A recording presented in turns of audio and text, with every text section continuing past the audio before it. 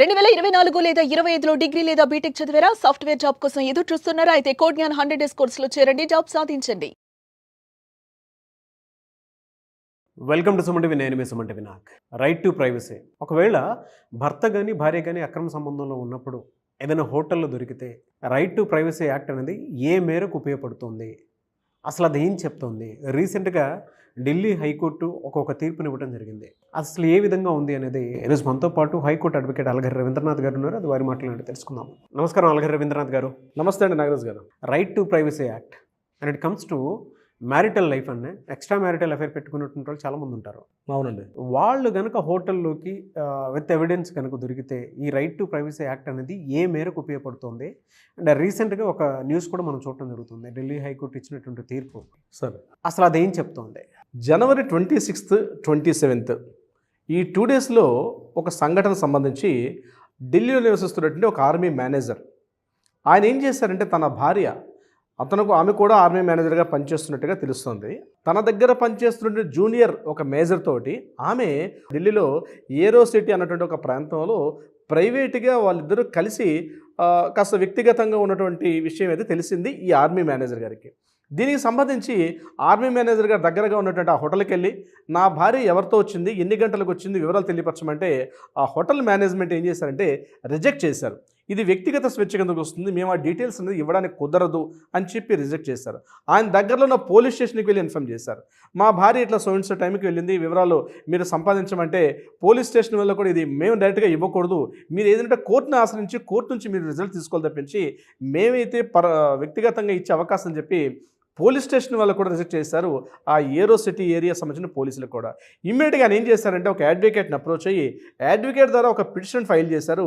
అది కూడా పటియాలా హౌస్, ఢిల్లీలో ఉన్నటువంటి పటియాలా హౌస్ కోర్టుకి అప్రోచ్ అయ్యి, నా భార్య పలానా రోజునాడు అంటే జనవరి 26th, 27th పలానా వ్యక్తితోటి వెళ్ళడం తెలిసింది, నాకు ఆ విషయం తెలుసు.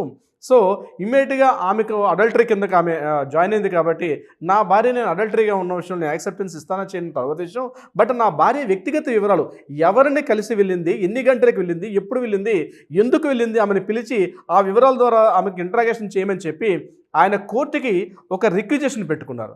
ఇమీడియట్గా పటియాలా హౌస్ కోర్టులో వైభవ్ ప్రతాప్ అనేటువంటి జడ్జి గారు ఏం చేశారంటే ఈ కేసుని ఇమీడియట్గా తీసుకొని May 22nd దీనికి సంబంధించి ఆయనకు ఒకటి కీలకమైన వ్యాఖ్యలు చేశారు. ప్రత్యేకంగా ఏంటంటే ఆర్టికల్ 21 ప్రకారం ఆయన చెప్పింది ఏంటంటే, వ్యక్తిగత గోప్యత, వ్యక్తిగతంగా జీవించే హక్కు ఎవరికి వారికి మాత్రమే ఉంటుంది తప్పించి ఒకరి యొక్క వ్యక్తిగత గోప్యత వివరాలు అనేవి దీనికోసం ఇలా రివీల్ చేయమని చెప్పి కోర్టులు ఆదేశించవు అని చెప్పి స్పష్టంగా చెప్పారు. అనేక సంవత్సరాలుగా మనకి కోర్టుల్లో ఈ వ్యక్తిగత వివరాలు, గోప్యత విషయం సంబంధించి ఒకరి యొక్క ప్రైవసీ మ్యాటర్స్ని సొంతంగా భార్యాభర్తలు అయినప్పటికీ కూడా, భార్యకి భర్త కావచ్చు, భర్తకి భార్య కావచ్చు, ఒకరి వ్యక్తిగత వివరాలు మరొకరికి తెలియపరచమని చెప్పి ఎక్కడా చట్టాలు నిర్దేశించవు అని చెప్పి. అవునండి, వ్యక్తిగత వివరాలు భద్రపరిచే ఇవన్నీ కూడా సీక్రెట్స్గా ఉంటాయి. సో భర్త ఎవరితోనైనా వెళ్తే ఆ యొక్క వివరాలు అడగమని చెప్పి భార్య కానీ, లేదా భార్య ఎవరెవరితో తిరుగుతుంది, ఎక్కడెక్కడ తిరుగుతుంది ఎంక్వైరీ చేయమని చెప్పి, ఎంక్వైరీ చేసే విషయాల మీద కమిషన్ వేయమని చెప్పి, లేదా పోలీసులను కూడా గైడెన్స్ ఇస్తూ కూడా ఎక్కడా కూడా మేము ఉత్తర్వులు జారీ చేయలేమని చెప్పి ఖరాఖండిగా Delhi high court Patiala house court వాళ్ళు దీని మీద వివరణాత్మకంగా ఒక వివరణ తెలియపరచడం కూడా జరిగింది. ఇక్కడ ఒక కాంట్రడిక్షన్ ఏంటంటే, వ్యక్తిగతంగా జీవించే హక్కు ప్రతి ఒక్కరికి ఉంటుంది. కొన్ని సందర్భాల్లో భార్య ఏం చేస్తుందంటే భర్తకి తెలియపరచకుండా తన పుట్టింటికో ఎక్కడికో ఒక చోటికి చెప్పా పెట్టుకుంటూ వెళ్ళిపోతే కేవలం ఆ కాంజుగల్ రైట్స్ యాక్షన్ ద్వారా, చట్టం ద్వారా మనం మరలా పుట్టింటికి తెప్పించుకుని ఏర్పాటు చేయగలం తప్పించి ఎందుకు వెళ్ళింది, అలా వెళ్ళకూడదు కదా అని చెప్పే హక్కు కోర్టులకు కూడా లేదన్నమాట. అదే విషయాన్ని ఇక్కడ వైభవ్ ప్రతాప్ జడ్జి గారు కూటంకిస్తూ ఏం మాట్లాడారంటే, ఆమె యొక్క వ్యక్తిగత వివరాలని, ముఖ్యంగా ఒక వ్యక్తి సమాజంలో జీవించే హక్కు ఉంటారు, అది స్త్రీ కావచ్చు, పురుషుడు కావచ్చు, ఇద్దరికి కూడా సమాన హక్కులు ఇచ్చేటప్పుడు ఒకరి వ్యక్తిగత వివరాలు తొంగి చూసే అధికారం మాత్రం ఎవరికీ లేదు. ఎట్టి పరిస్థితుల్లో కూడా ఈ విషయం మీద కోర్టులు ఎటువంటి గైడెన్స్ గైడ్లైన్స్ ఇచ్చే పరిస్థితి ఉండదు.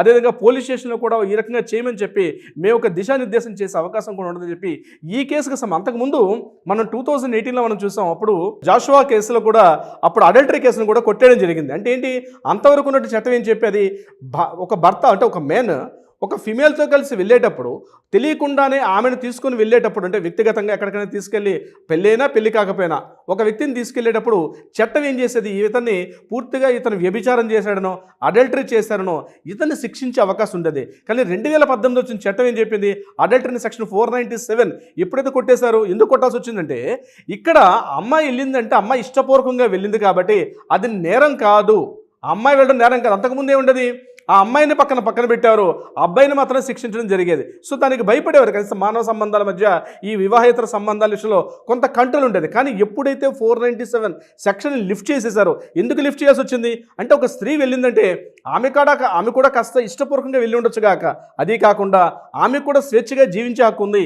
ఇది కేవలం ఆమె ఒక్కరి వల్ల ఇతను ఒక్కరి వల్ల బలప్రయోగంగా జరిగే అవకాశం ఉండదు కాబట్టి ఇద్దరు ఇష్టపూర్వకంగా వెళ్ళారు కాబట్టి ఇతన్ని నిందించడం జరగదు. ఈ అబ్బాయిని ఇక్కడ మనం ఏదో పూర్తిగా చట్ట ప్రకారంగా వ్యతిరేకంగా శిక్షించడం తగదని చెప్పి సెక్షన్ 497 కొట్టివేయడం జరిగింది.